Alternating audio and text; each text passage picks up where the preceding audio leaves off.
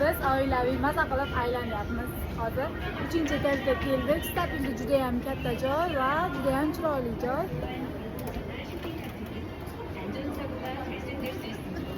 Turmush o'rtog'im onamga juda ham g'amxo'r. Kuyovmisan kuyov.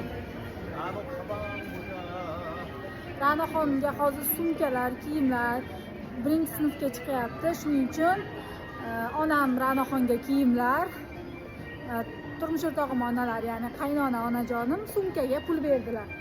Biz bo'lsa maza qilib savdo qilamiz, ya'ni shopping qilamiz. Bu joy hozir 3-etaj faqat bolalar uchun kiyimlar, narsalar sotiladigan joy ekan. Kuyovingiz tushuntir deb aytayapti menga. O'zbekchani o'rgatamiz kuyovga, o'rtoqlar. Onam hamma narsaga hayratlanib turibdilar.